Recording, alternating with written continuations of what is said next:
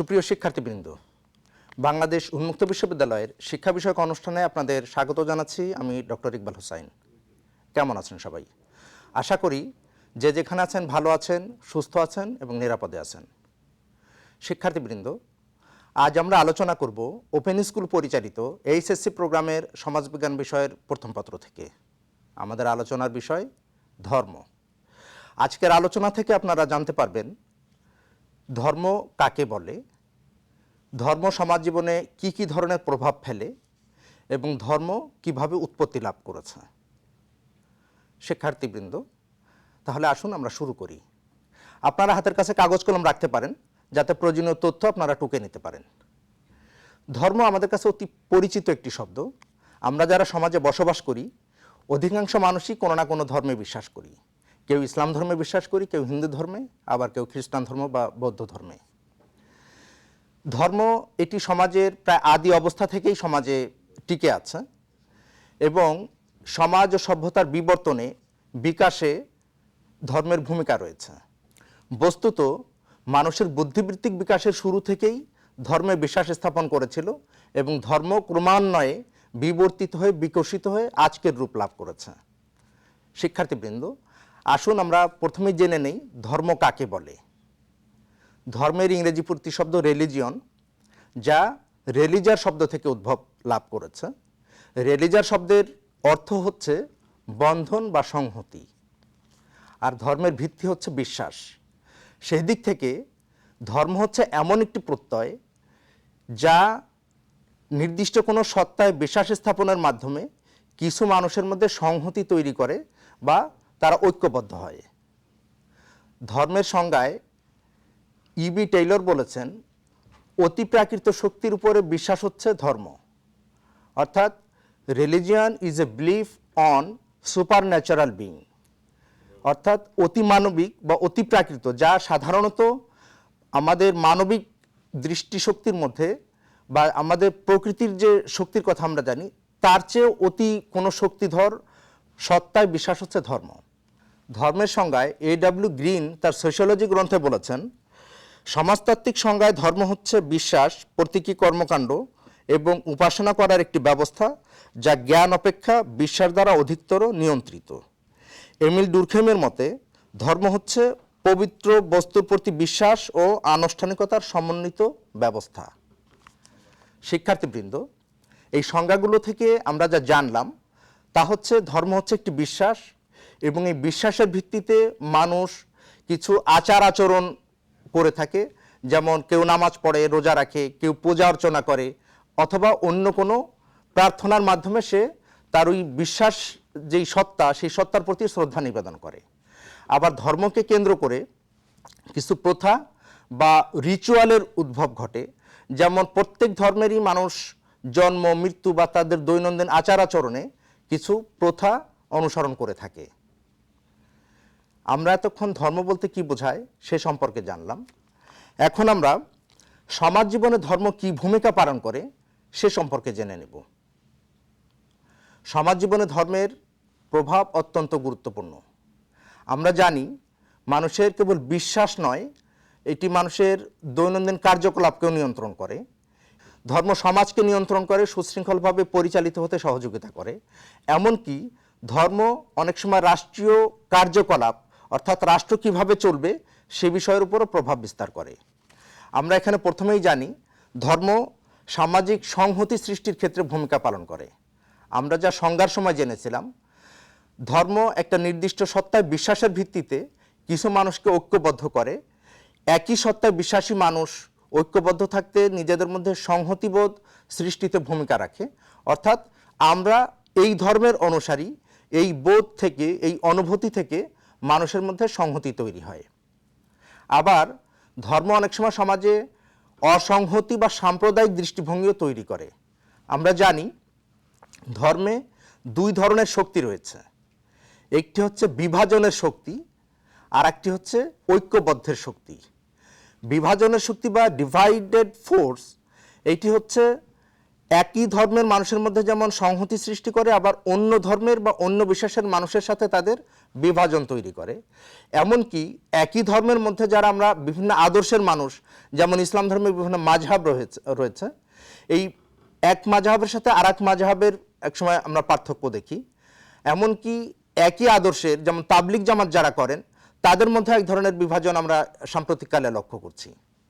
আবার ধর্ম মানুষের মধ্যে সংহতিবোধ, অর্থাৎ ইউনিফাইড ফোর্স রয়েছে ধর্মের, সেইটি মানুষের মধ্যে পারস্পরিক সুদৃঢ় সম্পর্ক তৈরি করে। সুতরাং ধর্ম একই সাথে সমাজকে যেমন সংহত করে এবং ঐক্যবদ্ধ করে, আবার একই সাথে ধর্মে নানান রকমের বিভাজন বা সাম্প্রদায়িক দৃষ্টিভঙ্গিও তৈরি করে। ধর্ম অবশ্যই সামাজিক নিয়ন্ত্রণে গুরুত্বপূর্ণ ভূমিকা পালন করে। আমরা জানি, আমরা যারা ধর্মে বিশ্বাস করি, আমরা পরকালে বিশ্বাস করি, আমরা সৃষ্টিকর্তায় বিশ্বাস করি, এবং এই বিশ্বাসের ফলে আমরা অনেক গর্হিত কাজ, অপরাধমূলক কাজ বা অনৈতিক কাজ থেকে বিরত থাকি।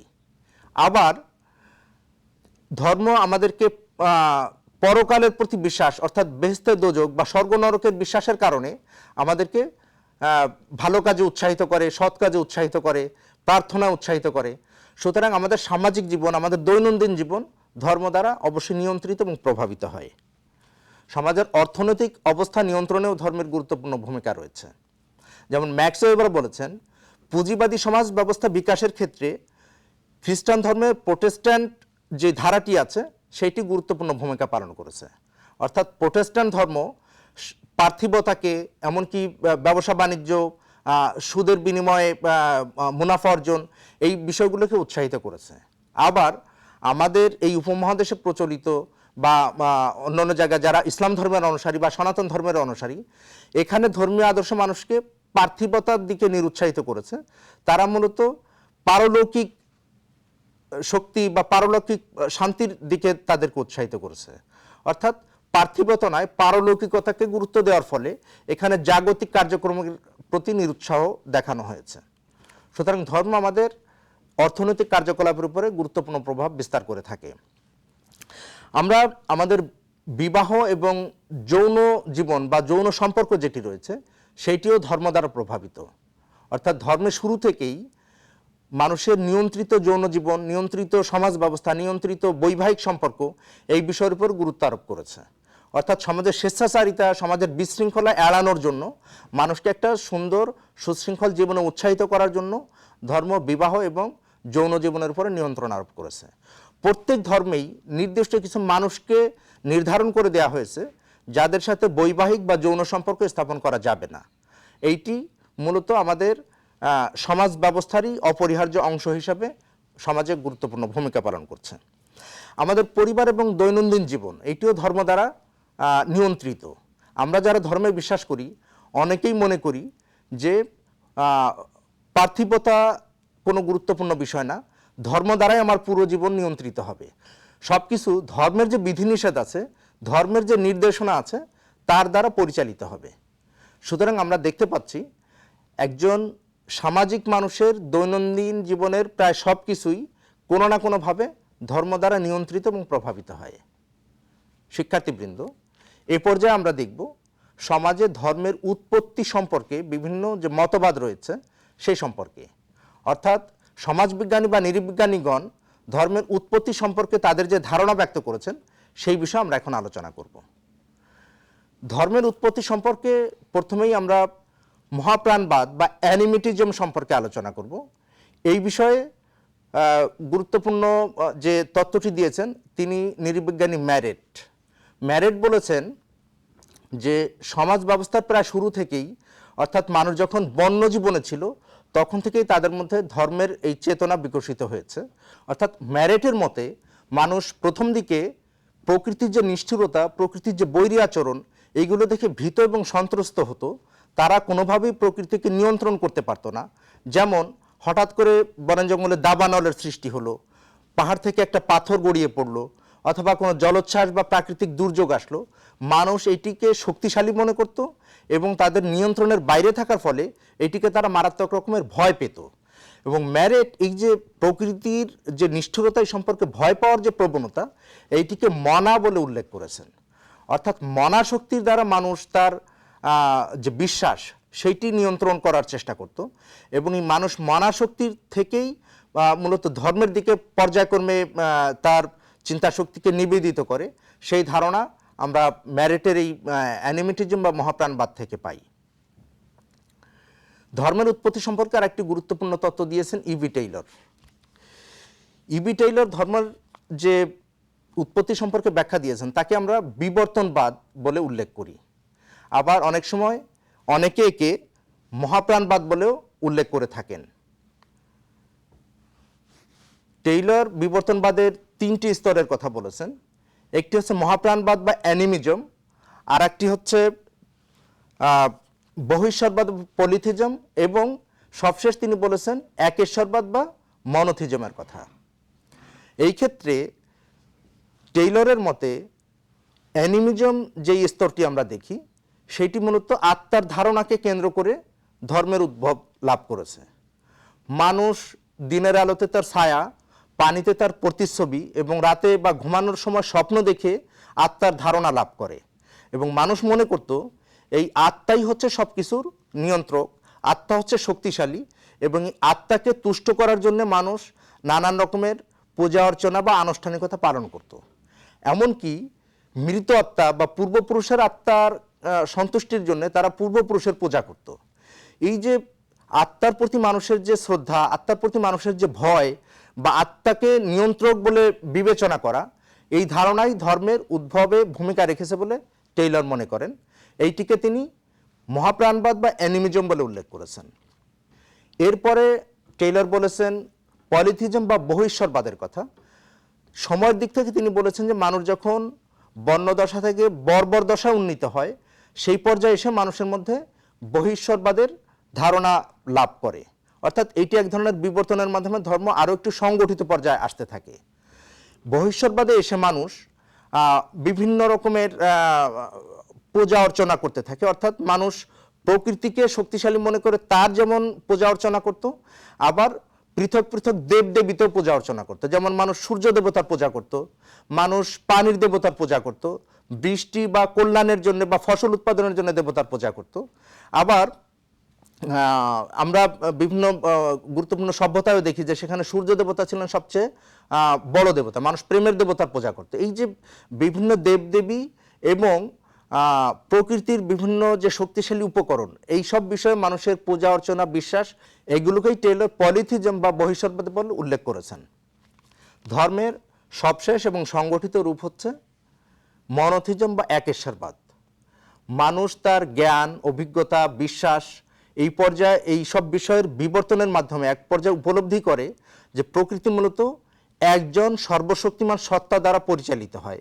তারা দেখে যে সূর্যোদয় এবং সূর্যাস্তের অভিন্ন নিয়ম রয়েছে, একই প্রক্রিয়ায় চন্দ্রের উদ্ভব এবং ক্ষয় ঘটে, নদীর জোয়ার ভাটা, অর্থাৎ প্রকৃতির সব কিছুকে তারা পর্যবেক্ষণ করে এবং বিশ্লেষণ করে এক পর্যায়ে এই রকমের সিদ্ধান্তে আসে যে এই পৃথিবী বা এই বিশ্বব্রহ্মাণ্ড বা এই সব কিছু একজন মহাশক্তিধর সত্তা দ্বারা পরিচালিত হচ্ছে, এবং সে কারণে তারা এক পর্যায়ে এই একেশ্বরবাদে তাদের ধর্মচিন্তাকে নিবেদিত করে। এই ছিল টেইলরের বিবর্তনবাদ বা সর্বপ্রাণবাদের মূল বক্তব্য, যার মাধ্যমে তিনি দেখিয়েছেন যে ধর্ম কিভাবে সমাজ জীবনে উদ্ভব লাভ করেছে। ধর্মের উৎপত্তি সম্পর্কে ক্রিয়াবাদীদের ব্যাখ্যাকে অত্যন্ত গুরুত্বপূর্ণ বিবেচনা করা হয় সমাজবিজ্ঞানে।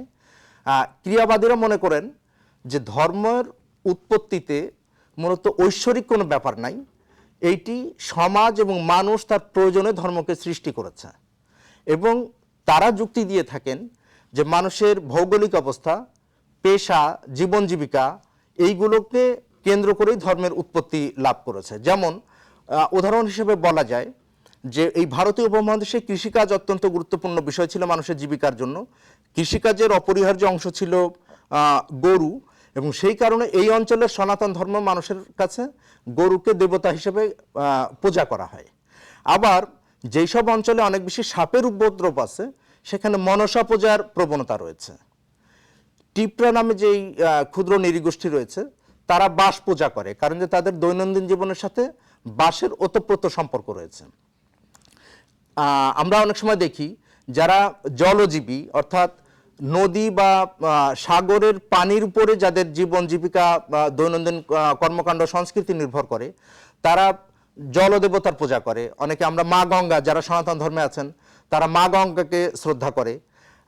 মুসলিম বা ইসলাম ধর্মের অনেকে খোয়াজ খিজির বা বদর পীরের প্রতি ভক্তি প্রদর্শন করে।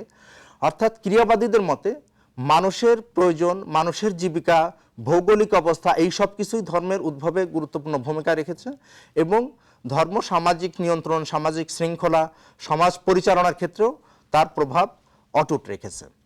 ধর্মের উৎপত্তিতে সমাজতাত্ত্বিক ব্যাখ্যা রয়েছে। আমরা এক্ষেত্রে বিশেষ করে অগাস্ট কোথের কথা বলতে পারি। অগাস্ট কোথ 3টি পর্যায়ে ধর্মের বিবর্তনকে দেখিয়েছেন। তার প্রথম স্তর হচ্ছে ধর্মতাত্ত্বিক স্তর বা ঈশ্বরবাদ, যাকে আমরা থিওলজিক্যাল স্টেজ বলছি। এরপরে দর্শনতাত্ত্বিক স্তর বা মেটাফিজিক্যাল স্টেজ, এবং সবশেষ তিনি বলেছেন দৃষ্টবাদী স্তর বা পজিটিভ স্টেজের কথা। প্রথমে আমরা যেটা দেখি যে ধর্মতাত্ত্বিক স্তর বা থিওলজিক্যাল স্টেজ, এইটি অনেকটা টেইলরের বিবর্তনবাদের সাথে সম্পর্কিত। অর্থাৎ মানুষ প্রথমে প্রকৃতির উপরে নির্ভর করত, প্রকৃতির পূজা করত, এরপরে একসময় বহিশ্বরবাদে রূপান্তরিত হয়, সবশেষে তারা একেশ্বরবাদের দিকে চলে আসে। দর্শনতাত্ত্বিক স্তরে মানুষের বুদ্ধিবৃত্তিক আরও বিকাশ লাভ করে এবং এই পর্যায়ে মানুষ অনেকটা বস্তুগত না, দর্শনগত বিষয়ের উপরে তাদের ধ্যান ধারণা নিরূপণ করে। এবং দৃষ্টবাদী স্তরে এসে মানুষ মূলত যৌক্তিক কর্মকাণ্ড দ্বারা অনেক বেশি নিয়ন্ত্রিত বা পরিচালিত হতে থাকে। শিক্ষার্থীবৃন্দ, এই ছিল ধর্মের উৎপত্তি সম্পর্কে বিভিন্ন মনীষীদের মতবাদ বা ধারণা। এর থেকে আমরা জানলাম যে আজকে সমাজ জীবনের যে গুরুত্বপূর্ণ প্রতিষ্ঠান হিসেবে ভূমিকা রাখছে, আমাদের জীবন এবং দৈনন্দিন কার্যক্রমকে নিয়ন্ত্রণ করছে, সেই ধর্ম কিভাবে উৎপত্তি লাভ করেছে। ধর্মের সাথে নৈতিকতার একটি গুরুত্বপূর্ণ সম্পর্কও রয়েছে। অর্থাৎ ধর্ম কেবল আমাদের দৈনন্দিন আচার আচরণ, ঈশ্বর বা পরকালের উপরে প্রভাব বিস্তার করে না, এটি আমাদের দৈনন্দিন কার্যক্রমকে নৈতিকতার মাধ্যমে পরিচালিত করতেও উৎসাহিত করে। অর্থাৎ আমরা প্রায়ই বলি যে ধর্ম এবং নৈতিকতা এটি পরস্পর সম্পর্কিত একটি প্রত্যয়, যা মানব জীবনকে আরও সুশৃঙ্খলভাবে এবং সুন্দরভাবে পরিচালনায় সহযোগিতা করে। আমরা এক্ষেত্রে প্রথমে একটু জেনে নিই যে নৈতিকতা আসলে কি। নৈতিকতা হচ্ছে, এক কথা যদি আমরা বলি যে ভালো মন্দের মধ্যে পার্থক্য তৈরি করার যে দৃষ্টিভঙ্গি, সেইটি নৈতিকতা। অর্থাৎ আমাদের কি করা উচিত আর কি করা উচিত নয়, সেটিকে আমরা নৈতিকতা বলে উল্লেখ করতে পারি। এবং এই ক্ষেত্রে সমাজে যে প্রচলিত আচরণবিধি আছে, সমাজ যেটিকে সঠিক বা কল্যাণকর বলে বিবেচনা করে, অনুরূপ আচরণ করা হচ্ছে নৈতিকতা। আর সমাজ পরিপন্থী, সমাজের বিশ্বাস, সমাজের প্রচলিত ধ্যান ধারণা, প্রথা বিরোধী কার্যক্রম, এটিকে আমরা নৈতিকতার পরিপন্থী বলে উল্লেখ করতে পারি। নৈতিকতার বিষয়ে এমিল ডুরখিম 3টি ধারণার কথা বলেছেন। যেমন, কেউ কিভাবে আচরণ করবে তার শিক্ষা হচ্ছে নৈতিকতা। অর্থাৎ সমাজে পূর্ব নির্ধারিত যে আচরণ বিধি রয়েছে সেটি অনুসরণ করাই হচ্ছে নৈতিকতার প্রথম কাজ। এরপর দ্বিতীয়ত তিনি যেটা বলেছেন যে নৈতিকতা সম্পন্ন ব্যক্তি তিনি কেবল নিজের স্বার্থে নয়, সমাজের এবং মানুষের স্বার্থে আচরণ করবেন।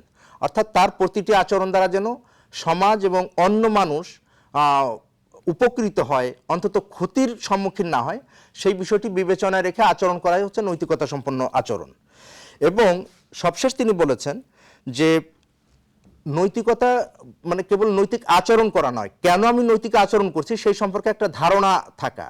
অর্থাৎ আমার এই আচরণটির উদ্দেশ্য কি, আমার এই আচরণটির পূর্বতন কোনো কার্যকরণ সম্পর্ক আছে কিনা, সেই বিষয়গুলো বিবেচনা নিয়েই আচরণ করা হচ্ছে নৈতিকতার মূল বক্তব্য বা মূল দৃষ্টিভঙ্গি। আমরা একটু দেখে নেই যে সমাজ জীবনে নৈতিকতার ভূমিকাগুলো কি কি। প্রথমত যদি আমরা বলি যে সামাজিক শান্তি শৃঙ্খলার জন্য নৈতিকতার গুরুত্বপূর্ণ ভূমিকা রয়েছে।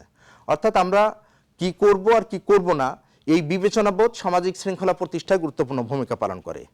আইনের শাসন বহাল রাখার ক্ষেত্রে, অর্থাৎ আইন সবার জন্য সমান, সমাজের যে একেবারে নিপীড়িত দরিদ্র মানুষ সেও যেন আইনের সমান অধিকার, সমান মর্যাদা পায়, সেই বিষয়টি নৈতিকতার সাথে অত্যন্ত গুরুত্বপূর্ণভাবে সম্পর্কিত।